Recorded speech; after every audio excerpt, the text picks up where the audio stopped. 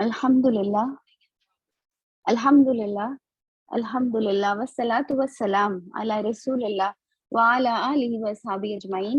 अम्मा बाद फ़अऊज़ु बिल्लाहि मिनश शैतानिर रजीम। बिस्मिल्लाहिर रहमानिर रहीम। इन्नल्लाह व मलाइकतहु युसल्लूना अलन नबी या अय्युहल्लज़ीना आमनू सल्लु अलैहि व सल्लिमु तस्लीमा। अल्लाहुम्मा सल्लि अला सय्यिदिना मौलाना मुहम्मद व अला आलि मुहम्मद कमा सल्लैता अला इब्राहीम व अला आलि इब्राहीम इन्नका हमीदुम मजीद। अल्लाहुम्मा बारिक अला मुहम्मद कमा बारकता अला इब्राहीम व अला आलि इब्राहीम इन्नका हमीदुम मजीद। रब्बिश रहली सदरी व यस्सिरली अमरी वहलुल उक़दतम मिन लिसानी यफ़क़हू क़ौली। अजीज बहनों, अस्सलामु अलैकुम व रहमतुल्लाहि व बरकातुहू। इंशाअल्लाह ताला सीरा के आज के हमारे लेक्चर में हम कुरान की 13th जो है उसका आगाज करने जा रहे हैं और ये शुरू हो रहा है हिजरा से। ये एक बहुत अहम माइलस्टोन है, न सिर्फ कुरान की 13th के लिए बल्कि इस्लामी तारीख के लिए, बल्कि हमारी हमारी जो पूरी हिस्ट्री है उसके लिए एक बहुत अहम जिसे हम कहेंगे कि एक बहुत अहम इसका मकाम है जहाँ से फिर जो है एक नई तारीख का जो है वो आगाज होने चला है। हिजरा का एक बैकग्राउंड हमने पढ़ा था, हमने देखा कि ये कोई एक स्पॉन्टेनियस डिसीजन नहीं था कि एक दिन नबी अकरम सल्लल्लाहु अलैहि वसल्लम को यूं महसूस हुआ कि चलिए अब जो है यहाँ रहना मुमकिन नहीं है, तो अब जो है उठ के माइग्रेट कर जाते हैं और कहीं रेफ्यूजी बन के चले जाते हैं, असाइलम ले लेते हैं। ये इस किस्म की कोई सूरत हाल नहीं थी। हमने देखा कि नबी अकरम सल्लल्लाहु अलैहि वसल्लम ने जो कॉन्टेम्पलेशन या हिजरा की जो तैयारी है वो बाकायदगी से पिछले 2 सालों से जो वो हो रही है। इसी ज़िम्न में हमने 3 चीजें देखी थी। हमने देखा कि एक प्री अक़बा प्लेज था, प्री अक़बा हुआ which was a spontaneous one जिसमें 6 लोग शरीक हुए थे मदीना से। उसके बाद फर्स्ट अक़बा प्लेज हुआ जिसे बैतुल निसा भी कहा जाता है, जिसमें मदीना के लोगों ने कुछ 12 अफराद शरीक थे और उन्होंने बाकायदा नबी अकरम सल्लल्लाहु अलैहि वसल्लम के हाथों बैत की और बहुत सारी जो एथिकल और अखलाकी तालीमात हैं उसके लिए जो है आप सल्लल्लाहु अलैहि वसल्लम के हाथों बैत की। उसके बाद हुई बैत अक़बा सानी या second Uqba pledge. Uqba pledge first, उसके बाद हुई अक़बा सानी। सो ये जो है अक़बा सानी सेकंड अक़बा प्लेज, इसमें कुछ 75 अफराद शरीक हुए थे और अक़बा 1 और अक़बा 2 के दरमियान जो है नबी अकरम सल्लल्लाहु अलैहि वसल्लम ने मुसअब इब्न उमैर को जो है वो मदीना रवाना किया था बहैसियत एक नुमाइंदे के जो लोगों को वहाँ दीन की तालीम सिखाएं। तो मुसअब की दावती सरगर्मियों का ये नतीजा था कि अगले साल 12 के बजाय जब मदीना से जो वफद जो लोग आए हज करने के लिए, उसमें 75 जो है वो मुसलमान मौजूद थे और हज पे आने वालों की तादाद सैकड़ों में थी। तकरीबन 300 से 500 के दरमियान थे मदीना से मक्का आने वाले, लेकिन इसमें से 75 लोग ऐसे थे जो मुसलमान हो चुके थे और वो दोबारा से अपनी बैत की जो है तजदीद करना चाह रहे थे, उसे रिवाइवल करना चाह रहे थे और फिर ये बैत अक़बा सानी हुई, जिसे जो है ये एक बहुत अहम बैत थी, जिसमें जैसे बैतुल हर्ब भी कहते हैं क्योंकि इसमें मुसलमानों ने जो है मदीना वालों ने नबी अकरम सल्लल्लाहु अलैहि वसल्लम के हाथों बैत की कि हर किस्म के हालात में वो आप सल्लम का साथ देंगे। हजरत अब्बास जो है वो इस सीक्रेट मीटिंग में जो अक़बा के मकाम पर हुई खुद भी नफ्स नफीस शरीक हुए और ये एक बहुत अहम बात है जिसको हमें याद रखना है कि हजरत अब्बास रदियल्लाहु अन्हु हालांकि अभी तक जो है वो मुसलमान नहीं हुए हैं, लेकिन उन्होंने बहुत क्लियरली मदीना वालों पे ये जाहिर कर दिया कि हमने अब तक आप सल्लम की हिफाजत का जिम्मा लिया हुआ है और आज भी जो है हम उनको डिसोन नहीं कर रहे हैं कि उन्हें यहाँ से भागना इस तरह से पड़े। आप लोग समझ लीजिए कि आप लोग जो बैत कर रहे हैं उसके क्या असरात हो सकते हैं और ये ऐसा ही है जैसे आप सारी दुनिया से दुश्मनी मोल लें। तो ये सारी तफसीलात जो है हमने पिछली मर्तबा पढ़ी हैं। फिर हुआ ये कि ये 75 अफराद में से नबी अकरम सल्लल्लाहु अलैहि वसल्लम ने 12 लोगों को मुंतखब किया बहैसियत लीडर्स या बहैसियत मॉनिटर्स या बहैसियत जिसे हम कहेंगे कि एक लीडरशिप पोजीशन पे, और उन्हें जो है इस काम का इंचार्ज बनाया, उन्हें रिस्पॉन्सिबल जो है वो ठहराया कि वो जो है अपनी क्लैन वालों की रिस्पॉन्सिबिलिटी जो है वो ओन करें। तो देखिए नबी अकरम सल्लल्लाहु अलैहि वसल्लम के हर काम करने में एक एक डिसिप्लिन है, एक नज्म है, और कोई भी चीज जो है हैप्पैज़र्ड नहीं है, तो ये एक बहुत अलग रवैया है जो हम अपने माशरे में पाते हैं, जो हम अपनी जिंदगियों में पाते हैं।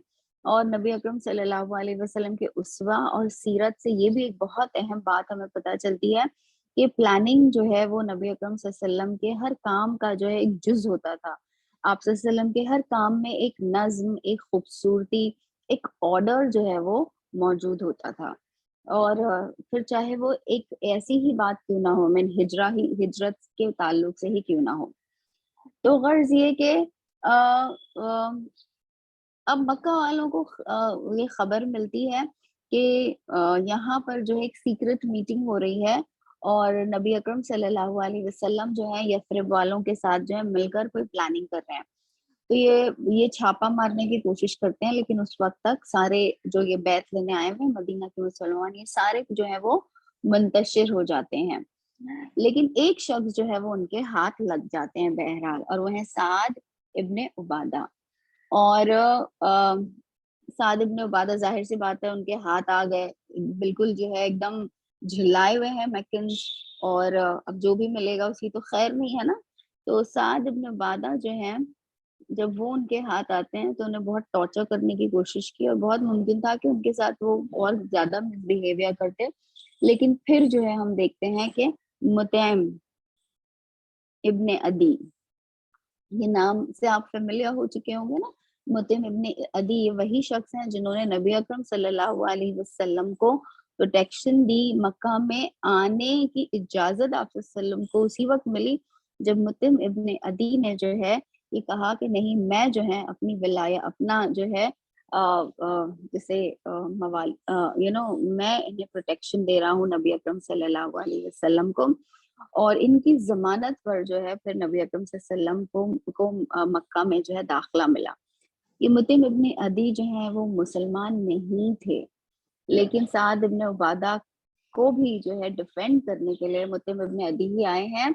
और मुतैम इब्ने अदी जो है जैसे हम कहेंगे कि उनके साथ डेफिनेटली एक आध और कोई लोग थे जो आए हैं, और साद इब्ने उबादा जो है वो इनके चुंगल से बच पाए हैं। एक बहुत ही रेलेवेंट तस्वीर है जो उक़बा, जहाँ पे ये उक़बा की प्लेज हुई है, वहां पर बहुत पुराने वक्तों से जो है एक मस्जिद तामीर कर दी गई थी। जाहिर सी बात है कि एक बहुत ही हिस्टोरिकल प्लेस था, और इसकी एक तस्वीर है जो आपको दिखाना चाहूंगी मैं। तो बस आप आपके लिए पॉसिबल है इसे शेयर करना? आपने इसको कहाँ पे भेजा आपा? मैंने आपके व्हाट्सएप पे भेजा है। अच्छा, देखती हूँ आपा, है ना। हाँ ठीक है, तो जब भी आपके लिए मुमकिन हो आप शेयर कर दें, आई जस्ट मूव अहेड। तो वहां पर जो है ये मस्जिद जो है, हाँ ये तो हिजरा का रूट है। एक और है इसके अलावा एक और तस्वीर है, मस्जिद अक़बा, द मस्जिद ऑफ बैत भी जिसे हम कहते हैं, अक़बा में है ये मस्जिद, और बहुत पुराने जमानों में ही तामीर हो चुकी थी। ओके, अब मुतैम इब्ने अदी के ताल्लुक जी, आपा तबस्सुम आपा मुझे भेज। अच्छा ठीक है। तो मुतैम इब्ने अदी के बारे में ये भी बताती चलूं कि मुतैम इब्ने अदी वही शख्स हैं जिनके बेटे से हजरत आयशा की एंगेजमेंट हुई थी, और जब जो है उसमें डिले हुआ, फिर हजरत अबू बकर सिद्दीक को यह एहसास हुआ कि आप सल्लल्लाहु अलैहि वसल्लम का निकाह हजरत आयशा से उसकी पॉसिबिलिटी है। तो फिर जो है ये निस्बत जो है वो तोड़ दी गई, एंगेजमेंट जो है खत्म कर दी गई। वैसे भी मुतैम इब्ने अदी was also in two minds کیونکہ حضرت ابوبکر صدیق کا پورا گھرانہ جو ہے وہ مسلمان ہو چکا تھا. تو دیکھیے یہ ہے وہ تصویر.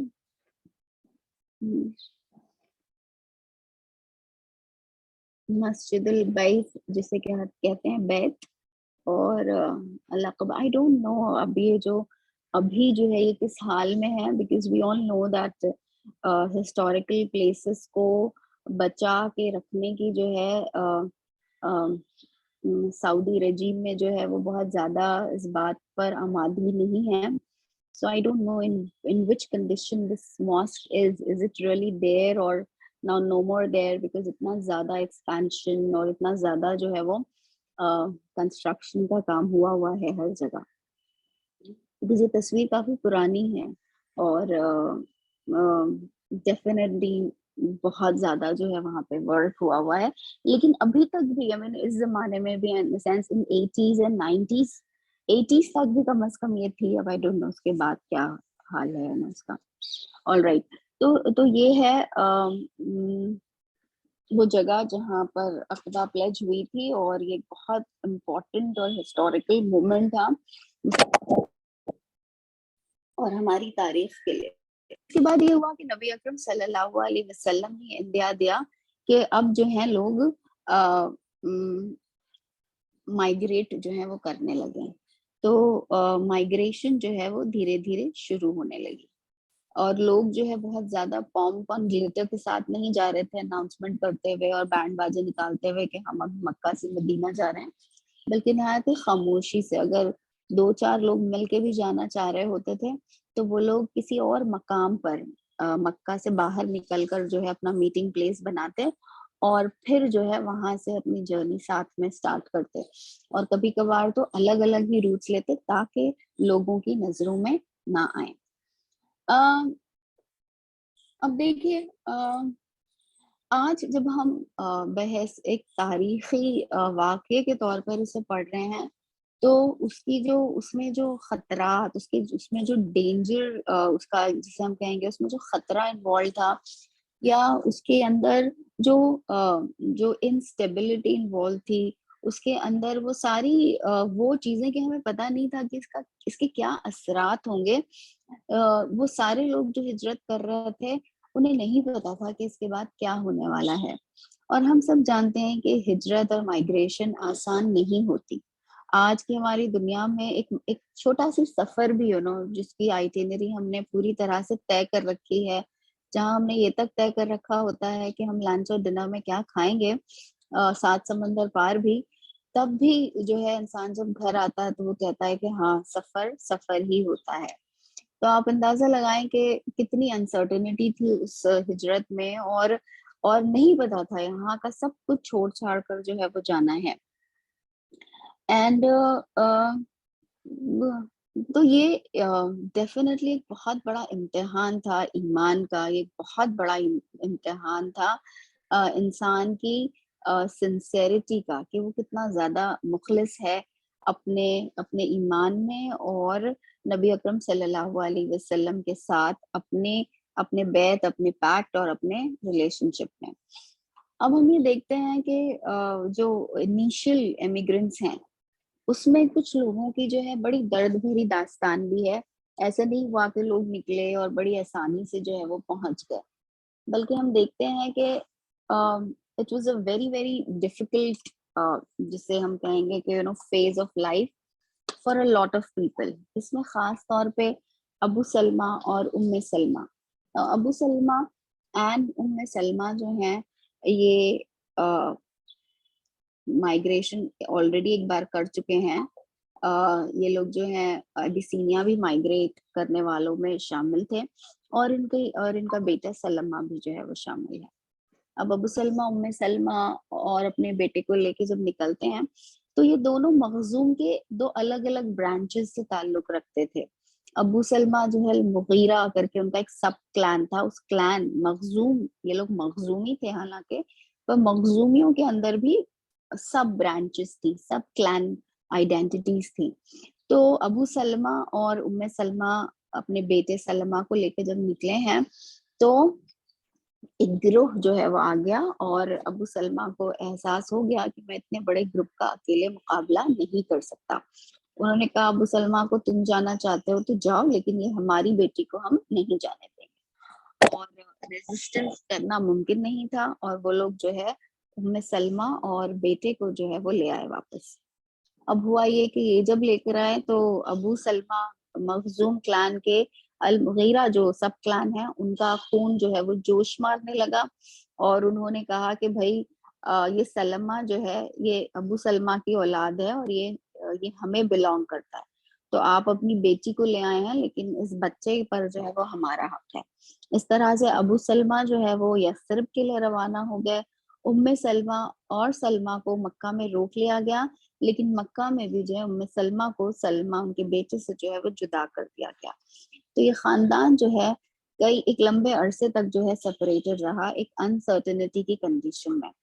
پھر ہوا یہ کہ کچھ ایسے لوگ جنہیں احساس ہوا کہ یہ بہت زیادتی اور ظلم کی بات ہے کہ ماں اور بیٹے کے درمیان جو ہے تفریق اور جدائی ڈال دی جائے، اور بہرحال اللہ تعالیٰ نے یہ ممکن کیا کہ ام سلمہ اور کو جو ہے دوبارہ سلمہ سے ملا دیا گیا، اور ام سلمہ نے جو ہے اجازت چاہی اور انہوں نے بیڑا اٹھایا کہ اب اکیلے تو اکیلے ہی میں جو یثرب کے لیے نکل جاؤں گی.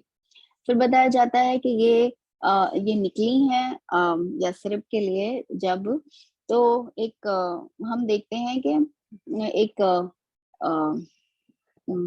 ان کی ملاقات جو ہے یعنی ان کو راستے میں ہی جو ہے ایک بہت ہی noble again now he is a non Muslim again see جو ام سلمہ جو ہیں ان کی ریسکیو کے لیے جو ہے وہ آ رہے ہیں، اور انہوں نے جو ہے ام سلمہ جو ہے ان کو بہت عثمان ابن طلحہ جو کہ ابھی بھی جو ہے وہ مسلمان نہیں ہوئے ہیں، لیکن جب وہ دیکھتے ہیں کہ ایک عورت یہ بہت ٹچنگ سٹوری ہے. عثمان ابن طلحہ یہ ایکچولی بتاتی ہے کہ مسلمان جو تھے اس سوسائٹی میں ان کے اخلاق، ان کا معیار، ان کی جو ریپوٹیشن تھی وہ اتنی اعلیٰ تھی کہ وہ لوگ جو ابھی مسلمان نہیں ہوئے تھے وہ بھی جو ہے ان کو کتنی رسپیکٹ سے جو ہے وہ دیکھتے تھے، اور کتنی ایک عزت اور ایک ریپوٹیشن ایک بہت بڑی چیز جو ہے وہ ہوتی ہے. سو یہ عثمان ابن طلحہ جو ہیں یہ ان کی جو ہے وہ مدد کرتے ہیں، اور یعنی ابھی یہ صرف مکہ سے باہر نکل کر آئی ہیں، لیکن قبا یعنی قبا از اے پلیس نیئر مدینہ، جہاں پر مدینہ میں داخل ہونے سے پہلے قبا از اے پارٹ آف مدینہ. جب ہم لوگ مدینہ جاتے ہیں تو قبا جو ہے اس ٹائم ایک آؤٹسکرٹ کا مقام تھا مدینہ سے پہلے. تو بہت سارے مسلمان جو آلریڈی ہجرت کر کے جا چکے تھے انہوں نے قبا میں جو ہے وہ سکونت اختیار کی ہوئی تھی، اور ان کو بھی پتا تھا عثمان ابن طلحہ کو کہ ابو سلمہ جو ہے وہ قبا میں ہے. تو یہ شخص جو ہے مکہ سے باہر یعنی مکہ سے لے کر یثرب قبا تک کا بھی سفر جو ہے کم از کم 12 کیمل ڈیز کا ہے.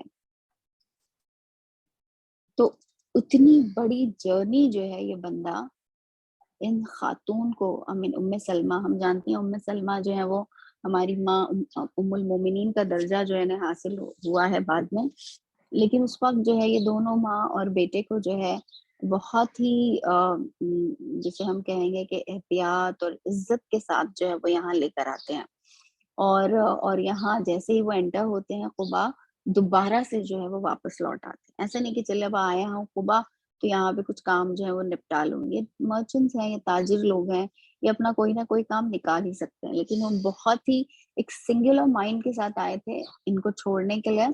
اور ام سلمہ جو ہے ہمیشہ انہوں نے اس بات کو یاد رکھا، اس کا ذکر کیا کہ عثمان ابن طلحہ نے کتنی عزت کے ساتھ، کتنی جسے ہم کہیں گے احتیاط کے ساتھ جو ہے دونوں ماں بیٹے کو جو ہے قبا تک پہنچایا تھا.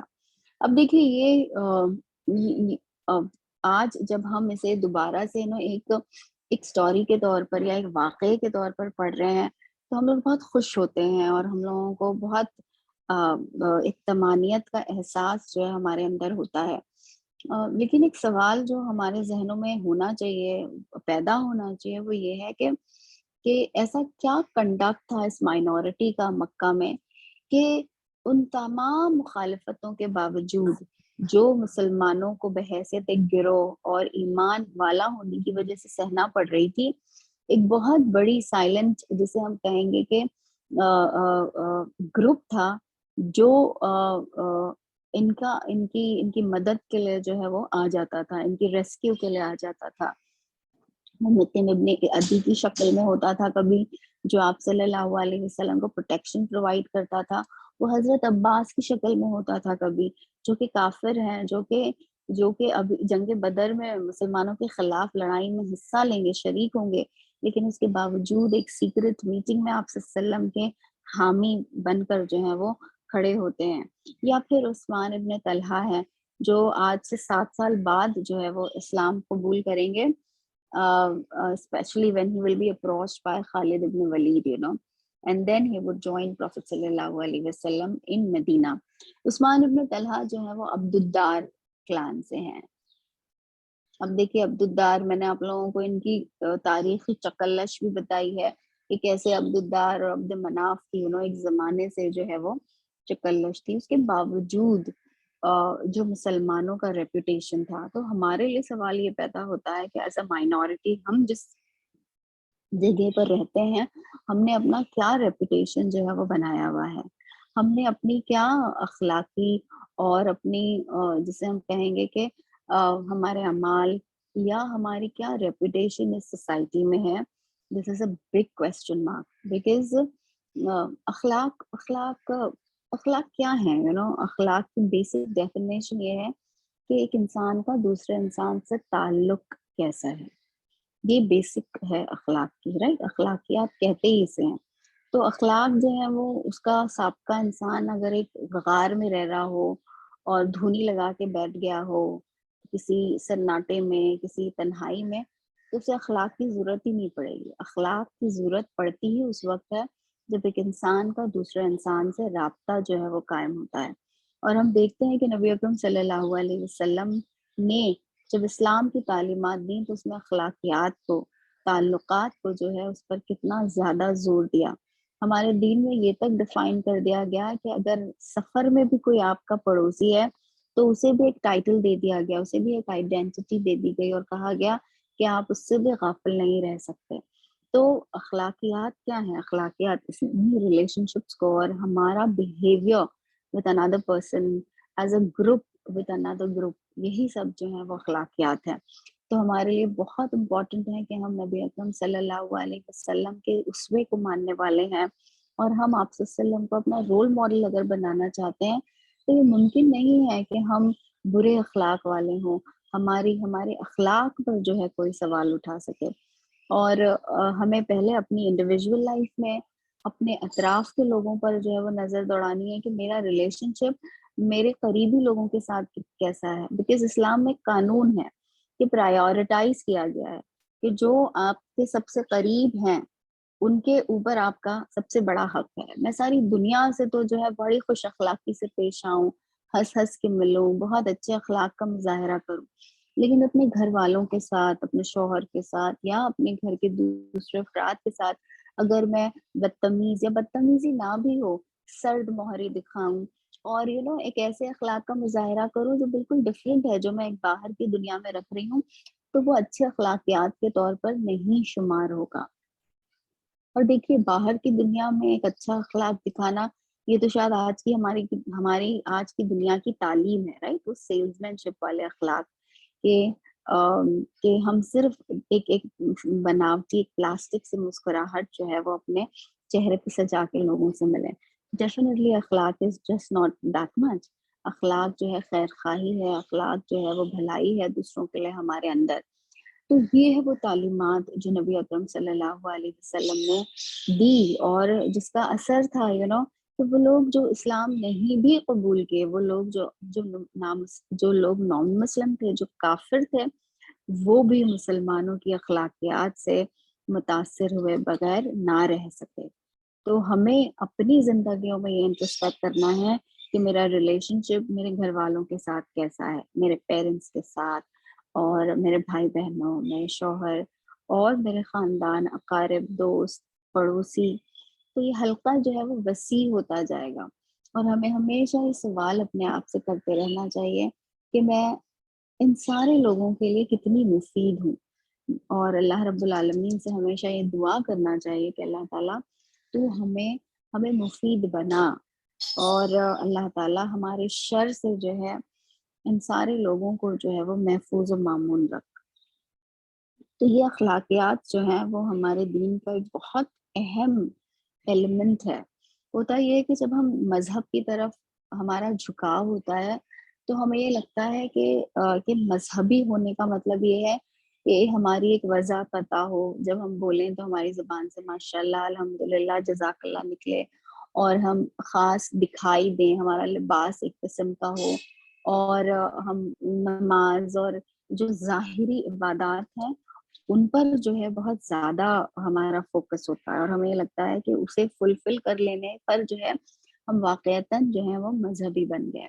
لیکن جب ہم اسلام کی تعلیمات کو دیکھتے ہیں، نبی اکرم صلی اللہ علیہ وسلم کے اسوے کو دیکھتے ہیں، صحابیات اور صحابیوں کے رد عمل کو اور طریقہ کار کو دیکھتے ہیں، تو ہمیں دکھائی دیتا ہے کہ یہ ظاہری اعمال جو تھے یا یہ جو عبادات تھیں، یہ تھی ہی اس لیے کہ ہمارے اندرون میں جو ہے ایک تغیر، ایک تبدیلی پیدا ہو سکے. یہ قرآن کا پڑھنا، یہ عبادات، اللہ رب العالمین کی ریاضت، یہ ہمارے اندرون کو جو ہے وہ متاثر کر سکے. یہی وجہ ہے کہ ایک بہت ہی خوبصورت آیت جو ہم سورۃ البقرہ میں پڑھتے ہیں، and which is also a kind of a vision for awake is صبغۃ اللہ، کہ ومن احسن، اور اس سے بہتر صبغۃ اللہ سے بہتر رنگ کیا ہوگا. تو ہماری ساری عبادتوں، ریاضتوں، ہماری ساری جو محنتیں ہیں، اس کا جو گول ہے وہ ہے اللہ کا رنگ اختیار کرنا، اللہ کے رنگ میں رنگ جانا. اور رنگ کیا ہوتا ہے؟ ہم اپنی زبان میں بھی، اردو یا ہندی میں بھی، اس کو ایک استعارے کے طور پر استعمال کرتے ہیں کہ اس پہ تو بالکل اس کا رنگ چڑھ گیا. کہ اور واقعتاً ایسا ہوتا ہے کہ اگر کسی چیز کو ہم نے اپنی زندگی میں اہمیت دی ہوئی ہے، اسے اپنے ذہن اور اپنے دل میں رکھا ہوا ہے، تو یہ ممکن نہیں ہے کہ اس کا رنگ ہم پر نہ چڑھے، اس کے اثرات ہمارے اوپر نہ دکھائی دیں. پھر صبغت اللہ، اللہ کا رنگ یہ ہے کہ آپ اگر کسی چیز کو رنگتے ہیں، جیسے ایک کاغذ لیا میں نے پینٹ کیا، تو جب میں پینٹ کر دوں گی تو مجھے کیا دکھائی دے گا؟ مجھے وہ پینٹ دکھائی دے گا نا، وہ رنگ دکھائی دے گا. اگر میں نے ریڈ کلر کیا ہوا ہے کسی کپڑے پہ، تو جو اس کا اوریجنل کلر تھا، جو وائٹ تھا، وہ تو پوری طرح سے چھپ جائے گا. دکھے گا کیا؟ صرف اور صرف وہ لال رنگ دکھے گا. تو جب کسی چیز کو کسی چیز میں رنگ دیا جاتا ہے، تو جو جس چیز میں رنگا گیا ہے بس وہ نظر آتا ہے، وہ جو پہلے تھا وہ نہیں دکھتا. تو جب اللہ کا رنگ ہم پہ چڑھے گا تو اللہ رب العالمین جو ہے وہ سینٹر اور وہ فوکس پہ ہوں گے، وہ زیادہ ویزیبل ہوں گے ہماری زندگی میں، ہماری چوائسیز میں، ہماری لائکس اور ڈس لائکس میں. یہاں پہ خود نمائی نہیں ہوگی، یہاں پہ اپنا شو آف نہیں ہوگا، یہاں پہ اپنے آپ کی بڑائی اور اپنے آپ کو بڑا ہم نہیں سمجھیں گے. یہاں پر بھی جب اللہ کا رنگ ہم پر چڑھے گا تو جو ہمیں دیکھے گا اسے اللہ جو ہے وہ یاد آئے گا. جو کوئی ہم سے قربت اختیار کرے گا تو آٹومیٹکلی جو ہے وہ اللہ رب العالمین کے قریب جو ہے وہ اپنے آپ کو کرنے کی کوشش کرے گا. تو یہ بہت اہم چیز ہے کہ ہماری عبادتیں، ہماری ریاضتیں، ہمارا پڑھنا، یہ ہمارا علم حاصل کرنا، یہ ہمارا پروگرامز اٹینڈ کرنا، درس قرآن کرنا، سیکھنا، سکھانا، یہ ہماری عبادتیں، یہ سب کچھ اس لیے ہے کہ ہم اللہ کے رنگ میں رنگ جانا چاہتے ہیں، ہم اللہ کا رنگ اختیار کرنا چاہتے ہیں. تو اللہ تعالیٰ مجھے اور آپ کو ان خوش نصیبوں میں جو ہے وہ شامل فرمائے کہ ہم بھی وہ امپیکٹ، ہم بھی وہ ایک لیگیسی جو ہے وہ چھوڑ کر جائیں اس دنیا سے جب جائیں، کہ ہم نے اچھے انسان، اچھے مسلمان جو ہے ہونے کی جو ہے جتنی ہماری کوشش تھی اسے جو ہے ہم نے ادا کیا. تو so this was an important part which we see in the history of Islam, and especially in the episode of migration. اس کے بعد یہ ہوا ہے کہ بہت سارے دوسرے لوگ ہیں جنہوں نے مائگریشن جو ہے وہ شروع کی ہے، اور اس کے بعد ہم دیکھتے ہیں کہ عمر ابن الخطاب جو ہیں وہ زینب بنت مازون اپنی وائف کے ساتھ جو ہے انہوں نے بھی رخت سفر باندھا، اور انہوں نے بھی جو ہے مائگریشن کی. عمر اور اپنی بیٹی کو بھی لے جاتے ہیں، ان کا داماد بھی جو ہے ان کے ساتھ جاتے ہیں. عمر ابن الخطاب ہیں اور زینب ہیں ان کی وائف، پھر ڈاٹر ہیں حفصہ، اور حفصہ کے ہسبینڈ بھی جو ہے وہ جائیں گے، مائگریٹ کریں گے. اس کے علاوہ جو دوسرے کپل ہیں اس میں ہیں عثمان اینڈ رقیہ. عثمان اینڈ رقیہ آپ صلی اللہ علیہ وسلم کے داماد اور آپ صلی اللہ علیہ وسلم کی بیٹی، انہوں نے جو ہے ایبیسینیا میں بھی جو ہے مائگریشن کی ہوئی ہے. عثمان ایک بہت انفلوئنشل انسان ہے. I mean, he's an asset to the society of Mecca. اسی لیے جب وہ مدینہ گئے تو وہاں بھی جو ہے وہ ایسٹ ہی ثابت ہوئے. تو دیکھیے جو ٹرانسفارمیشن ہوتا ہے وہ ایک دن میں نہیں آتا. ہماری جو افادیت ہے وہ ہر دور میں جو ہے وہ مسلم ہوتی. کچھ چیزیں ایسی ہوتی ہیں، وہ چیزیں part of who we are. سو عثمان جب جہالت میں تھے تب بھی جو ہے ایک ایسٹ تھے، جب وہ اسلام میں آئے تو بھی وہ ایک ایسٹ ثابت ہوئے. عمر جو ہیں وہ ایک فورس تھے، even when he was in جاہلیت میں بھی جو ہے وہ ایک فورس ٹو ریکن وتھ تھے. جب وہ اسلام میں آئے تو اسے ایک بہتر جو ہے وہ پلیٹ فارم ملا، اور وہ اتنی ہی فورسفل جو ہے شخصیت اسلام میں بھی بنے. تو غرض یہ کہ کچھ چیزیں بڑی انیٹ ہوتی ہیں، ہماری پرسنالٹی کا حصہ بن جاتی ہیں، ہماری ہیبٹس کا حصہ بن جاتی ہیں. So we need to work on that. اس کے بعد ہم دیکھتے ہیں ابو صابرہ جو ام سلمہ کے کزن ہیں، انہوں نے بھی جو ہے ہجرت کی. اب ابو صابرہ جو ہیں انہوں نے ایبیسینیا میں بھی حصہ لیا تھا، اور ان کی جو وائف ہے ام کلثوم، یہ دراصل بیٹی ہیں عامر کلان کے جو لیڈر ہیں سہیل، ان کی جو ہے ام کلثوم بنت سہیل نام ہے ان کا. تو انہوں نے جو ہے وہ یہ بھی مائگریٹ، اور یہ ابو صابرہ اور ان کی وائف نے جو ہے ایبیسینیا میں بھی جو ہے مائگریشن کی تھی. اس کے علاوہ حمزہ اور زید بن حارث، انہوں نے بھی جو ہے، ان دونوں نے بھی ہجرت کی، لیکن ان دونوں نے اپنی فیملیز کو بھی مکہ ہی میں رکھا. حمزہ اور زید جو ہے اپنی فیملیز کے ساتھ نہیں گئے. Now, as usual, سارے لوگ تو بڑے خاموشی سے ہجرت کرتے تھے، لیکن عمر نے جو ہے باقاعدہ اعلان کیا اینڈ قریش کو چیلنج کیا کہ کون ہے جو مجھے روک سکتا ہے، اور کون ہے جو چاہتا ہے کہ اپنے پیچھے ایک روتی ہوئی ماں کو یا ایک بیوہ یا ایک یتیم کو جو ہے چھوڑ کر جائے، تو پھر جو وہ آئے اور میرا جو ہے وہ مقابلہ کرے. تو اس چیلنج کے ساتھ جو ہے وہ جا پائے ہیں. اب یہ تو سکسیس سٹوریز تھیں کہ یہ لوگ ان لوگوں نے جو ہے سکسیسفل مائگریشن ہو گئی. اوبویسلی ام سلمہ جو ہے finally she met with husband, but وہ بھی بڑے اسٹرگل کے بعد. لیکن کچھ مائگریشن ایسی تھیں جو بڑی انسکسیسفل رہی، اور بہت ہی بٹر ان کا جو ہے وہ انجام ہوا یہ کہ ان لوگوں کو جو ہے راستے میں یا تو پکڑ لیا گیا، یا صرف جا کر کسی بہانے سے جو ہے واپس مکہ لے آیا گیا، اور پھر مکہ میں لا کر جو ہے انہیں قید و اتنا زیادہ ٹارچر کیا گیا کہ انہیں اپنا اسلام بھی جو ہے ریناؤنس کرنے کی نوبت آ گئی. ناؤ اس میں ہم دیکھتے ہیں کہ دو نام ہیں، ایک ہے ہشام ابن العاص.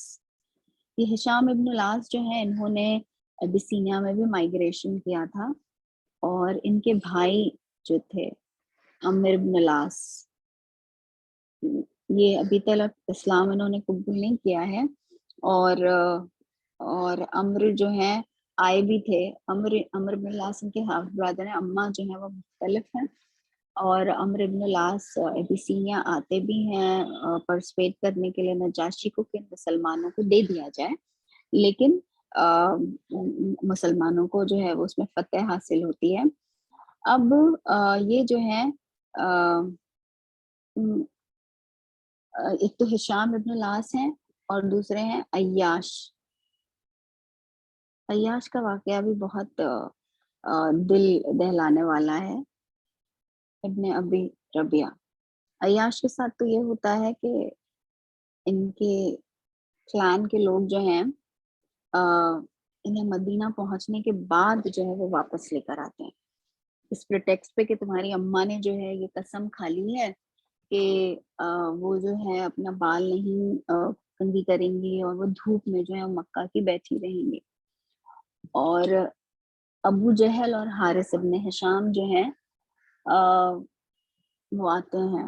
اب عیاش جو ہے بہت زیادہ ڈسٹرب ہو جاتے ہیں سن کر، حالانکہ حضرت عمر انہیں بون بھی کرتے ہیں کہ دیکھو یہ صرف تمہیں بہانے بازی کر رہے ہیں، تمہاری اماں کے سر میں جوئیں ہو جائیں گی تو لا محالہ انہیں کنگھی کرنی پڑے گی، اور جب دھوپ ان سے برداشت نہیں ہوگی تو وہ خود چھاؤں میں آ جائیں گی، تو مت آؤ ان کی ٹریپ میں۔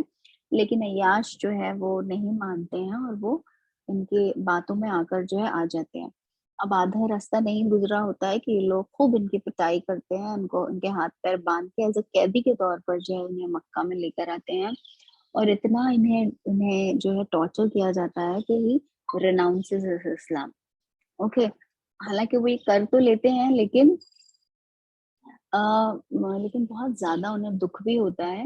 اس کے بعد یہ ہوتا ہے کہ ایک آیت نازل ہوئی جب نبی اکرم صلی اللہ علیہ وسلم جو ہے وہ مدینہ میں ہے، سورۃ الزمر کی ہے آیت نمبر 53، خوبصورت آیت ہے جس میں اللہ رب العالمین جو ہے انہیں یہ ری ایشورنس دیتے ہیں کہ وہ لوگ جن کو کسی فورس کی وجہ سے 53 سورۃ الزمر کی، جس میں کہ اللہ رب العالمین فرماتے ہیں کہ کہہ دیجئے all my servants who have acted excessively against their own souls, don't lose hope of God's mercy, for God can forgive all sins. He truly is the forgiving and the merciful.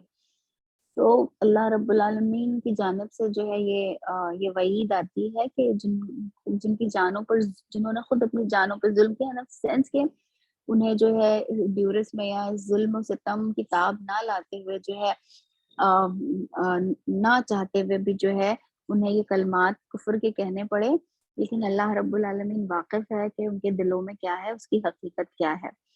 تو غرض یہ کہ جب یہ خبر ان تک پہنچتی ہے تو ان لوگوں کو یقین نہیں آتا ہے، اور جو ہے یہ لوگ جسے ہم کہیں گے کہ خوشی سے جو ہے وہ جھوم اٹھتے ہیں جب انہیں خبر سنائی جاتی ہے۔ اب دیکھیے یہاں پر ایک بہت ہمیں جو ہے نبی اکرم صلی اللہ علیہ وسلم کے اسوے کا ایز اے لیڈر جو ہے یہ ایک بہت ہی خوبصورت پہلو ہے، ایز اے معلم جو ہمیں دکھائی دیتا ہے کہ نبی اکرم صلی اللہ علیہ وسلم جو ہے لوگوں کے لیے بہت زیادہ اسپیس کریٹ کر رہے ہوتے تھے۔ ایسا نہیں ہوا کہ کوئی اگر آ گیا واپس اور اتنا اس پہ ظلم ہوا، اتنی زیادتی ہوئی کہ اسے جو ہے اپنا اسلام تک ترک کرنا پڑا، تو آپ صلی اللہ علیہ وسلم نے اس کے خلاف جو ہے کوئی بری بات فرما دی یا اس کے خلاف کچھ کہہ دیا۔ آپ صلی اللہ علیہ وسلم کا رویہ ہمیشہ جو ہے بہت زیادہ اپنے صحابہ کے ساتھ جو ہے ریشم کی طرح نرم، جسے ہم کہتے ہیں رحم اور مرسی اور کمپیشن کا جو ہے وہ ہوتا تھا۔ تو یہ ہمارے لیے بھی اس میں ایک اسوہ ہے کہ اہل ایمان کے لیے جو ہے ہمارے دلوں میں بھی جو ہے وہ نرمی ہونا چاہیے، لوگوں کو اسپیس دینے والے ہم بنے، لوگوں کی غلطیوں کو نظر انداز کرنے والے ہم بنے۔ لیکن ہمارا رویہ ایسا ہوتا ہے کہ اپنی غلطیوں کو تو ہم بہت زیادہ جو ہے اس کے لیے ایکسکیوزز، عذرات ہمارے پاس ہوتے ہیں، ہمارے پاس ریزنز ہوتے ہیں، ہمارے پاس جو ہے ہم اس کو بہت زیادہ ریشنلائز کرتے ہیں کہ نہیں میں نے ایسا اس لیے کیا اور میں نے ایسا اس لیے بولا کہ یہ وجہ تھی۔ ہم اپنے آپ کو بالکل کلین چٹ دیتے ہیں، اور دوسروں کی اگر کوئی غلطی نظر آ جائے تو اسے بہت سختی کے ساتھ جو ہے وہ پکڑتے ہیں اور ان کو کوئی بھی جو ہے اسپیس دینے کے لیے تیار نہیں ہوتے ہیں۔ لیکن نبی اکرم صلی اللہ علیہ وسلم کا اس وقت اس کے بالکل برعکس ہوتا تھا۔ آپ صلی اللہ علیہ وسلم دوسرے لوگوں کو رعایت دینے میں اور ان کے ساتھ جو ہے درگزر اور نرمی کا معاملہ کرنے میں بہت زیادہ جو ہے فراخ دلی کا مظاہرہ کیا کرتے تھے.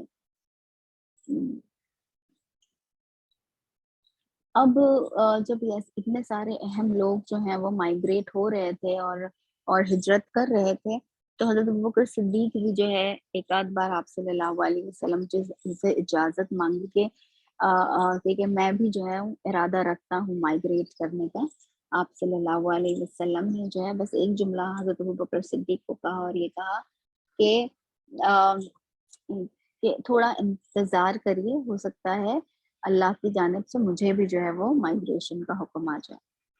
اور حضرت ابوبکر صدیق اور آپ صلی اللہ علیہ وسلم کی جو بانڈنگ ہمیں نظر آتی ہے کہ آپ صلی اللہ علیہ وسلم کا کہ چشم ابرو کا اشارہ بھی جو ہے حضرت ابوبکر صدیق سمجھ جایا کرتے تھے. یعنی آپ صلی اللہ علیہ وسلم کیا کہنا چاہ رہے ہیں اور آپ صلی اللہ علیہ وسلم کا انٹینشن کیا ہے اسے بولنے سے، اسے بہت اچھی طرح سے حضرت ابوبکر صدیق جو ہے وہ سمجھتے تھے. حضرت ابوبکر صدیق بہت خوش ہو گئے، انہیں سمجھ آ گئی کہ آپ صلی اللہ علیہ وسلم نے ایسا اشارہ حضرت ابوبکر صدیق کو دے دیا ہے کہ حضرت ابوبکر صدیق کو یہ سعادت ملے گی کہ وہ آپ صلی اللہ علیہ وسلم کے ساتھ جو ہے وہ مائگریٹ کریں. تو ابوبکر صدیق نے یہ کیا کہ 2 اونٹنیاں جو ہیں وہ ان کی تیاری کی، سواری کی تیاری کی، مینز جو ہے ان کو اختیار کرنے کی تیاری کی. This is again a show of discipline. دیکھیے مائگریٹ کر رہے ہیں نا، کس کی راہ میں کر رہے ہیں؟ اللہ تعالیٰ کی راہ میں کر رہے ہیں. تو ٹھیک ہے نا، اللہ تعالیٰ پہنچا دے گا. اسی ہماری تو سوچ ایسی ہوگی کہ بھائی ہم تو اللہ کی راہ میں کر رہے ہیں، اللہ کے لیے کر رہے ہیں. نہیں، جتنے بھی دنیاوی اسباب ہیں، جتنی بھی دنیا میں ہمیں تیاری کرنی ہے اور دنیا کے اسباب اختیار کرنے ہیں، وہ سب اختیار کرتے ہوئے ہمیں صحابہ کرام نظر آتے ہیں. تو ایسا نہیں کیا کہ ہاں بس ہاتھ پہ ہاتھ دھرے بیٹھ گئے کہ چلو اب تو اللہ کے نبی صلی اللہ علیہ وسلم کے ساتھ ہی مائگریٹ کرنا ہے تو کر لیں گے. نہیں، بلکہ اپنی بھر تیاری کی، اونٹنیاں تیار کی، جو ان کے فلاک کے جو ان کے اس جانوروں کے ریوڑ وغیرہ کے ذمہ دار تھے، انہیں اس کام پر جو ہے عامر بن فریحہ انہیں بھی جو ہے وہ تیار کیا کہ 2 اونٹنیاں جو ہیں وہ تیار ہوں. اب جس طرح سے ہم دیکھتے ہیں نا کہ اگر کسی کو بہت لمبے سفر پہ جانا ہو تو اس قسم سے اپنی کار کو جو ہے وہ تیار کرتا ہے. اگر کسی کو ہائی وے سے جانا ہو تو اس کے لیے کار کی ایک الگ کنڈیشننگ کرنی پڑتی ہے. اگر آپ کو ڈیزرٹ سینڈز میں جانا ہو تو اس کے لیے الگ، اگر آپ کو پتھریلے راستے پہ جانا ہو تو اس کے لیے آپ کو الگ گاڑی کی احتیاط کرنی ہے. سواری کا انتظام اور اس کو تیار کرنا، تو یہ کیا ہے؟ یہ ورلڈلی مینز ہے جنہیں اختیار کیا جا رہا ہے. ایک ڈسپلن ہے جو اپنے ہر ایکشن میں جو ہے لوگ ہمیں اختیار کرتے ہوئے نظر آتے ہیں. تو اللہ تعالیٰ ہمیں بھی جو اتنا ڈسپلن جو ہے بنائے اپنے کاموں میں، جو ہے یہ جیسے ہم کہیں گے کہ ایک آرڈر اور ایک نظم جو ہے وہ اختیار کرنے والا جو اللہ تعالیٰ ہمیں بنائے. اب ہوا یہ کہ ایک بہت ہی ڈرامیٹک انسیڈنٹ جو ہے وہ مکہ میں پیش آیا، اور وہ ڈرامیٹک انسیڈنٹ تھا مطعم ابن عدی کی موت. وہی مطعم ابن عدی ہیں جنہوں نے آپ صلی اللہ علیہ وسلم کو پروٹیکشن دی تھی، اینڈ انڈر ہز پروٹیکشن نبی اکرم صلی اللہ علیہ وسلم could even enter مکہ. اور مطعم ابن عدی کی ڈیتھ کے بعد کوئی نہیں ہے جو نبی اکرم صلی اللہ علیہ وسلم کی سیکیورٹی کی ضمانت دے سکے. ناؤ ابو جہل جو ہے شور لیڈر ہے، اسے پتا ہے کہ ایک اچھا موقع ہے. مطعم ابن عدی کے مرنے کے بعد ابو جہل نے کاؤنسل بلائی، اور یہ کاؤنسل اور یہ میٹنگ بلائی اس لیے گئی ہے کہ اس میں اس کا نعوذ باللہ اس جھنجٹ کا جو ہے کچھ خاتمہ کیا جائے. جو اب پھیل کر جو ہے دوسری جگہ بھی جو ہے وہ جا رہی ہے، عرب کے دوسرے خطوں کو بھی جو ہے متاثر کر رہی ہے. اور اب ان لوگوں کے سامنے جو ان لوگوں کو لگ رہا ہے کہ ہم نے بہت لالچ بھی دے دی، ریکنسیلیشن کی بھی بات کی، بارٹر سسٹم کی بھی بات کی کہ تھوڑے دن تمہارے تھوڑے دن ہمارے، یہ بھی نہیں چلا، ڈرانے دھمکانے کی بھی کوشش کی، تو ان پہ کوئی بھی حربہ جو ہے وہ کارگر نہیں ہوا. تو کیا کیا جائے؟ اب صرف ایک ہی حربہ ہے کہ ان کو ہی ختم کر دیا جائے، آپ صلی اللہ علیہ وسلم ہی کو ختم کر دیا جائے. اب ہم سب جانتے ہیں کہ ایک ٹرائبل سسٹم تھا اس زمانے کا، جس میں یہ تھا کہ وینجینس یا بدلہ جو ہے وہ ایک بہت اہم ان کے لیے چیز ہوتی تھی، اور بدلے کی خاطر وہ نسل در نسل جو ہے وہ ایک دوسرے سے لڑ رہے ہوتے تھے، بیکاز ان کے وہاں جسٹس کا کوئی اور دوسرا سسٹم تھا ہی نہیں. یعنی کسی نے مجھے مارا تو میرا قبیلہ جو ہے پھر وہ میری خون کے لیے اس قبیلے سے لڑے گا، پھر ظاہر سی بات ہے کچھ لوگ یہاں کے مر جائیں گے تو سامنے والا قبیلہ جو ہے پھر اپنے بدلے کے لیے ان سے لڑے گا. تو یہ انتقام در انتقام جو ہے وہ نسلوں چل رہا ہوتا، اور اس قضیے کا جو ہے کوئی حل نہیں نکلتا تھا. ظاہر سی بات ہے نبی اکرم صلی اللہ علیہ وسلم جیسی اگر شخصیت کو جو بھی قتل کرے گا تو قریش مسلمان تو ہے ہی ہیں، بلکہ ہاشم جو کلان ہے وہ بھی جو ہے وہ نہیں چھوڑے گا. اب اس پوری کاؤنسل میں جو ہے it was a very plan kind of a meeting, جس سے ابو لہب جو ابھی لیڈر ہے ہاشمی کلان کا وہ ایبسنٹ رہتا ہے، بیکاز اسے پتا ہے کہ یہاں پر یہ لوگ آپ صلی اللہ علیہ وسلم کو قتل کرنے کا منصوبہ بنا رہے ہیں. And as a leader of the clan, it is his responsibility that he must protect, a part of that clan, a member of the clan, and that is Nabi Akram sallallahu alaihi wasallam. لیکن ابو لہب جو ہے وہ نہایت ہی چالاکی سے جو ہے اس کاؤنسل میٹنگ کو جو ہے وہ ہمیں سے ایبسنٹ رہتا ہے، یہ ظاہر کرنے کے لیے کہ اسے تو اس بات کا پتہ ہی نہیں. اور ابو جہل اور یہ سارے لوگ جو ہیں تو پھر یہ طے پاتا ہے کہ ہر کلان جو ہے اپنے یہاں سے ایک نوجوان کو نومینیٹ کرے جو اس کام کا بیڑا اٹھائے کہ ہم جو ہے آپ صلی اللہ علیہ وسلم کے اساسینیشن کے لیے ایک وقت کا انتخاب کریں، اور سب مل کر جو ہے آپ صلی اللہ علیہ وسلم کو نعوذ باللہ قتل کر دیں، تاکہ کسی ایک کلان پر جو ہے وہ خون کی ذمہ داری نہ ہو. اور ہاشم کتنے لوگوں سے لڑیں گے، کتنے کلانس ہیں، سارے 13 کے 13 کلان سے تو نہیں وہ دشمنی مول لے سکتے نا. قریش کے 14 کلانس ہیں، اس میں سے ہاشم ایک کلان ہے، تو باقی 13 سے تو تھوڑی نا ہاشم والے بدلہ لے سکیں گے. تو یہ جو ہے اس میٹنگ میں طے پاتا ہے. جبرائیل امین جو ہے وہ نبی اکرم صلی اللہ علیہ وسلم کو آگاہ فرما دیتے ہیں کہ اس طرح سے کانسپریسی جو ہے وہ طے پائی گئی ہے، اور اب جو ہے وقت آ گیا ہے کہ آپ صلی اللہ علیہ وسلم مائگریٹ کر جائیں. دوپہر کا وقت تھا، وہ کہ نبی اکرم صلی اللہ علیہ وسلم روزانہ زیارت فرمایا کرتے تھے حضرت ابوبکر صدیق کے گھر میں. یہ آپ صلی اللہ علیہ وسلم کی جو زیارتیں ہیں، آپ صلی اللہ علیہ وسلم کا جو ملنا ملانا ہے، یہ ایک بہت ہی امپورٹنٹ پارٹ آف سیرہ ہے، جو ہم دیکھتے ہیں کہ آپ صلی اللہ علیہ وسلم کچھ لوگوں کے گھروں پر بہت ریگولرلی جایا کرتے تھے ملنے کے لیے، جنہیں زیارت نبوی کہا جاتا ہے. اس میں سے ایک گھر جس میں آپ صلی اللہ علیہ وسلم اکثر جایا کرتے تھے وہ حضرت ابوبکر صدیق کا گھر تھا. لیکن ہم سب جانتے ہیں کہ جہاں بہت زیادہ گرمی اور دھوپ ہوتی ہے وہاں پر دوپہر میں لوگ جو ہے اپنے گھروں میں آرام کرتے ہیں، لوگ راستوں پر نہیں ہوتے، کوئی کسی کے وہاں آتا جاتا نہیں، یہ قلولہ یا سیسٹا جو ہے اس کا وقت ہوتا ہے. اور آپ صلی اللہ علیہ وسلم کی زیارت ابو بکر جو ہے بیت ابو بکر، اس کا بھی ایک وقت ہوتا تھا. لیکن اس دن آپ صلی اللہ علیہ وسلم دوپہر میں جب حضرت ابوبکر صدیق کے گھر آئے تو ابوبکر صدیق سمجھ گئے کہ کوئی خاص بات ہے جس کی وجہ سے نبی اکرم صلی اللہ علیہ وسلم دن کے اس وقت جو ہے وہ تشریف لائے ہوئے ہیں. اور حضرت ابوبکر صدیق جو ہیں اس واقعے کو حضرت عائشہ جو ہیں اپنی زندگی میں لیٹر بیان کرتی ہیں کہ مجھے پتہ نہیں تھا کہ انسان فرد مسرت سے کیسے روتا ہے، یعنی خوشی میں بھی کیسے اس کے آنسو نکلتے ہیں. یہ مجھے اس دن پتہ چلا جب آپ صلی اللہ علیہ وسلم دن کے اس وقت ہمارے گھر آئے، اور ان کے والد جو ہیں، ان کے جو ابا ہیں حضرت بکر صدیق رضی اللہ عنہ، وہ خوشی کے مارے جو ہے وہ رو پڑے کہ ان کے لیے اللہ رب العالمین نے سعادت لکھی ہوئی تھی کہ وہ مائگریٹ کریں. اب دیکھیے دس از سچ اے گریٹ پیراڈائم شفٹ. بہت ساری مرتبہ ہماری زندگیوں میں مزری یا پریشانی اس لیے نہیں ہوتی کہ وہ چیز پریشان کن ہوتی ہے، چیزوں کو یا مشکل وقت کو مزری بنانے والے بہت ساری مرتبہ ہم ہوتے ہیں. ایک رویہ یہ ہو سکتا ہے مشکل وقت کا اور پریشانیوں کا کہ ہم پریشان ہوں، ہم ہلکان ہوں، ہم جو ہے بالکل حزن اور غمگین ہو جائیں، ہمارے اندر خوف طاری ہو جائے کہ اللہ اب ہم کیا کریں گے، اللہ اب کیا ہوگا، گھر کا کیا ہوگا، بچوں کا کیا ہوگا، ہمارے فیوچر کا کیا ہوگا۔ تو یہ جو ملال ہے، یہ جو حزن ہے، یہ جو خوف ہے، یہ دراصل یہ جو مزری ہے وہ اس پریشانی کا ایک بائی پروڈکٹ نہیں ہے، وہ دراصل ہمارے اپنی مائنڈ کی جو ہے وہ ہماری سوچ یا ہماری دل کیفیت ہے۔ اب یہاں پہ ابو بکر صدیق کا یہ پیراڈائم شفٹ دیکھیے کہ وہ فرط مسرت سے رو رہے ہیں، ہی is beating out of joy.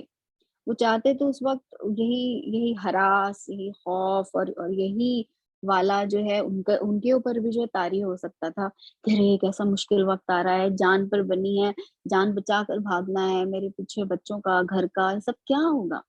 But look at how he's turning ساری چیزوں کو کس طرح سے لے رہے ہیں۔ سو اسٹریس مینجمنٹ میں جو ہے ایک بہت اہم جو سبق دیا جاتا ہے یا اسلامک اسٹریس مینجمنٹ میں، وہ ہے پیراڈائم شفٹ، کہ ہم جو ہے چیزوں کو کس نظریے سے دیکھتے ہیں، اس میں اگر ہم تبدیلی کر لیں تو ہم اپنی زندگی کے بہت ساری غموں اور تکلیفوں سے جو ہے وہ نجات پا سکتے ہیں، اسے مینج کر سکتے ہیں، اسے جو ہے بہت زیادہ اپنے لیے پریشانی کا باعث بننے سے روک سکتے ہیں۔ تو یہ ایک بہت اہم سبق ہے جو ہمیں، اور یہ مائگریشن اٹ سیلف از، آپ یقین نہیں جانیں گے کہ پچھلے 1 گھنٹے میں جو ہے ہم نے صرف اس کی 2 پوائنٹس ہی جو ہیں کور کیے ہیں۔ مائگریشن میں مجھے 9 پوائنٹس ہیں جو کور کرنا ہے، اور میں ابھی تک جو ہے صرف 2 ہی کر چکی ہوں، اور تیسرے کا بھی میں نے آغاز کیا ہے۔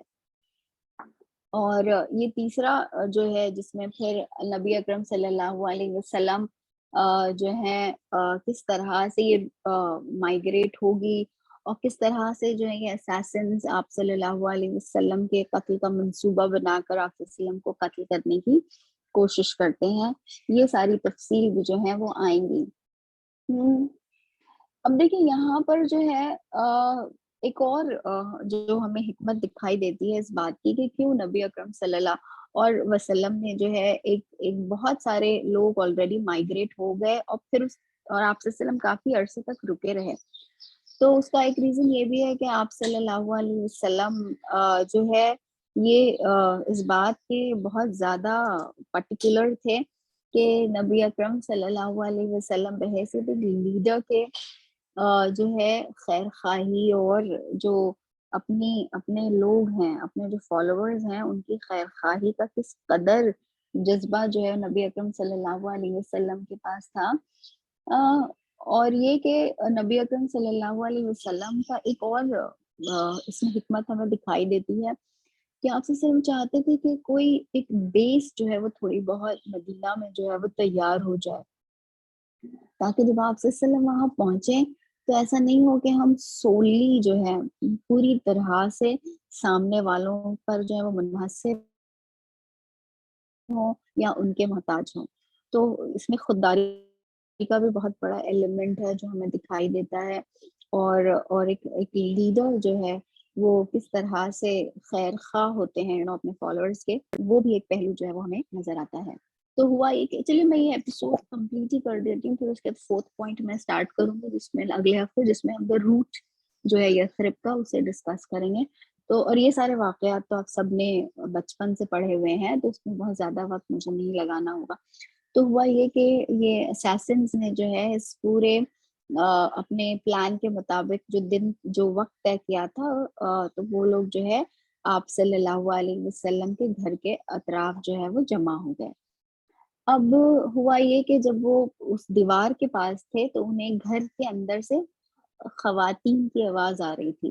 اس میں سودا رضی اللہ عنہا کی آواز تھی، ام کلثوم، حضرت فاطمہ، ام ایمن، یہ ساری خواتین ہیں نا جو آپ صلی اللہ علیہ وسلم کے گھر میں موجود ہیں، تو ان کی آوازیں آ رہی تھیں۔ اب جو ہے یہ ایک بہت ہی بے غیرتی کی بات ہوتی کہ اگر ان میں سے کوئی بھی جو ہے دیوار چھلانگ کے یا جھانکنے کی کوشش کر رہا ہوتا اور یہ انڈیا لینے کی کوشش کر رہا ہوتا کہ آپ صلی اللہ علیہ وسلم ہے یا نہیں، اور یا دیوار پھاندنے کی کوشش کر رہا ہوتا. تو یہ بہت بے غیرتی کی بات ہوتی کہ یہ عورتوں کی طرح جو ہے وہ چھپتے چھپاتے آ رہے ہیں اور عورتوں والا کام کر رہے ہیں. تو یہ وائسز جو تھی اس نے انہیں مجبور کیا کہ وہ ایک تھوڑا جو ہے وہ ڈسٹینس جو ہے وہ مینٹین کریں. پھر یہ کہ نبی اکرم صلی اللہ علیہ وسلم کا ایک کلوک تھا جسے آپ صلی اللہ علیہ وسلم جو ہے باہر جاتے وقت جو استعمال کیا کرتے تھے، اور رات میں بھی اکثر جو ہے اس کا استعمال فرمایا کرتے تھے. اوکے، اس کی بھی بہت ساری تفصیلات ہیں. ہم ایک مدنی تمدن، یعنی جو ہماری اسلامک سویلائزیشن ہے، یا جس میں ہمارا پہناوا، ہمارے کھانے، ان ساری چیزوں کی تفصیلات بھی جو ہے ہمیں سننا میں ملتی ہے، ہمیں سیرت میں ملتی ہے کہ آپ صلی اللہ علیہ وسلم کے لباسوں میں کون کون سے قسم کے لباس تھے جو آپ صلی اللہ علیہ وسلم زیب تن فرمایا کرتے تھے. آپ صلی اللہ علیہ وسلم کتنا اہتمام کرتے تھے جب ڈیلیگیٹ سے ملنا. ابھی آپ مائگریشن میں بھی دیکھیں گے کہ کیسے ایک خاص لباس آپ صلی اللہ علیہ وسلم جو ہے وہ زیب تن کریں گے جب آپ صلی اللہ علیہ وسلم مدینہ میں داخل ہو رہے ہوں گے، جب آپ صلی اللہ علیہ وسلم ایز اے لیڈر جو ہے وہ انٹر کر رہے ہوں گے. ون آف دا فائنسٹ کلودنگز جو صرف قریش کے بہت ہی ایرسٹوکریٹس اور جو بہت ہی امیر لوگ جو ہے جس کو خرید سکتے تھے. It was a white cloth from Syria. انشاءاللہ اس کی ڈیٹیل ہم اگلے ہفتے پڑھیں گے. تو وہ زیب تن کیا نبی اکرم صلی اللہ علیہ وسلم نے، اور پھر جو ہے وہ آپ صلی اللہ علیہ وسلم داخل ہوئے. تو آپ صلی اللہ علیہ وسلم ان چیزوں کا کتنا اہتمام کیا کرتے تھے. پلس یہ کہ آپ صلی اللہ علیہ وسلم جو آرائش کی دوسری چیزیں تھیں، جو انگوٹھی وغیرہ تھی، اس میں کیا استعمال کرتے تھے. پھر یہ کہ آپ صلی اللہ علیہ وسلم خوشبوئیں کون سی لگانا پسند کرتے تھے. پھر یہ کہ آپ صلی اللہ علیہ وسلم کے پاس جو برتن تھے اس میں بھی بہت ساری الگ الگ ہمیں ڈیٹیلز ملتی ہیں. کیا کیا کیا ہوتا تھا جس میں کھاتے تھے، کیا ہوتا تھا جس میں پیتے تھے، وہ مٹکی وہ کیا برتن ہوتا تھا جس میں آپ صلی اللہ علیہ وسلم وضو فرماتے تھے. تو غرض یہ کہ ساری چیزیں جو ہیں وہ ڈیٹیل کر لی گئی ہیں. It's a branch of studies جس میں اسٹڈی کیا جاتا ہے. ان کے الگ الگ نام، ان کے شیپس کے اعتبار سے ہم لوگ جو ہے وہ بہت چونکہ جسے کہتے ہیں نا کہ بہت زیادہ ہم رچ نہیں ہیں اپنی زبان میں، تو ہمارے پاس جیسے ایک ہی لفظ ہے، ہم پتیلی کہتے ہیں. لیکن جو مدنی تمدن ہے اس میں ہمیں پتہ چلتا ہے کہ ہر پتیلی جو ہے اس کی شیپ کے اعتبار سے اس کا خاص نام ہوتا تھا. تو پتیلیوں میں بھی کتنی الگ الگ قسمیں ہوتی تھیں جس میں کھانا پکایا جاتا تھا. تو آپ صلی اللہ علیہ وسلم کے وہاں وہ کیا چیزیں ہوتی تھیں جس میں کھانا پکتا تھا.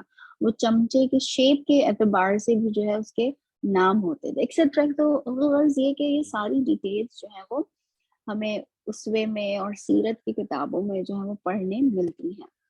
تو آپ صلی اللہ علیہ وسلم کا ایک کلوک تھا جو آپ صلی اللہ علیہ وسلم نے حضرت علی رضی اللہ عنہ کے سپرد کیا، اور حضرت علی کو یہ ہدایت دی کہ آج جو ہے آپ میرے بستر پر جو ہے وہ سوئیں گے، تاکہ اگر کبھی ان لوگوں نے انڈیا لینے کی کوشش کی کہ آپ صلی اللہ علیہ وسلم موجود ہیں یا نہیں، تو اس کلوک کو دیکھ کر جو ہے انہیں اندازہ ہو کہ آپ صلی اللہ علیہ وسلم ابھی بھی موجود ہیں. اور پھر وہ بہت ساری امانتیں جو اہل مکہ نے آپ صلی اللہ علیہ وسلم کے پاس رکھوائی ہوئی تھیں، ان سب کے بارے میں بھی آپ صلی اللہ علیہ وسلم نے حضرت علی رضی اللہ عنہ کو جو سے آگاہ کیا اور فرمایا کہ آپ جو ہیں یہ ساری چیزیں ان کے اونرز کو جو ہے وہ واپس کر دیں. اب ہوا یہ کہ یہ لوگ آپ صلی اللہ علیہ وسلم جب نکلے ہیں اپنے گھر سے، تو بتایا جاتا ہے کہ سورۃ یاسین کی آیت نمبر 9 اور 10 جس میں نبی اکرم صلی اللہ علیہ وسلم جو ہے یہ پڑھتے رہے کہ ان کے آگے ایک پردہ ہے غشاوتن، اور ان کے پیچھے کہ اللہ رب العالمین نے جو ہے ایک دیوار حائل کر دی ہے ان کے آگے اور ان کے پیچھے، اور انہیں جو ہے انہیں ڈھانپ دیا ہے سو دیٹ انہیں کچھ دکھائی نہیں دیتا. اور سواہن علیہ اور انذرتم ام لم تنذرہم فہم لا یؤمنون، چاہے آپ انہیں ڈرائیں یا نہ ڈرائیں، یا آپ انہیں خبردار کریں یا نہ کریں، یہ ان کے لیے جو ہے کوئی فرق نہیں ہوگا، اس لیے کہ یہ ایمان لانے والے نہیں ہیں. اب نبی اکرم صلی اللہ علیہ وسلم جب تھوڑی دوری پر گئے ہیں تو ایک شخص جو ہے وہ آ رہا تھا، اور اس نے آپ صلی اللہ علیہ وسلم کو دیکھا کہ آپ صلی اللہ علیہ وسلم جو ہے وہ نکل رہے ہیں. وہ آپ صلی اللہ علیہ وسلم کو جانتا تھا، آپ صلی اللہ علیہ وسلم کو پہچانتا تھا. اب یہ جب آپ صلی اللہ علیہ وسلم کے گھر کے قریب آیا تو اس نے دیکھا کہ کافی سارے لوگ جمع ہیں. اب یہ جو اساسنز آئے تھے آپ صلی اللہ علیہ وسلم کا قتل کا منصوبہ بنا کے، تو ان میں سے ایک شخص جانتا تھا کہ آپ صلی اللہ علیہ وسلم کہاں سوتے ہیں، کون سی جگہ ہے جہاں پہ آپ صلی اللہ علیہ وسلم سوتے ہیں. تو اس نے وہاں انڈیا لینے کی کوشش کی تو دکھائی دیا کہ ہاں کوئی سو رہا ہے. تو یہ لوگ اور زیادہ جو ہے مطمئن ہو گئے. اب یہ شخص جب جو آیا ہے تو اس نے ان لوگوں کو خبردار کیا کہ یو سی آپ لوگ کس کے لیے کھڑے ہیں. تو انہوں نے کہا اگر آپ لوگ آپ صلی اللہ علیہ وسلم کے لیے کھڑے ہیں تو وہ تو ابھی یہاں سے جو ہے روانہ ہوئے ہیں. لیکن ان لوگوں کو پورا یقین تھا کہ یہ لوگ رات کے بہت ہی آغاز سے ہی یہاں کھڑے ہیں اور پاسبل ہی نہیں ہے کہ نبی اکرم صلی اللہ علیہ وسلم یا کوئی اور جو ہے اس گھر سے نکلا ہو.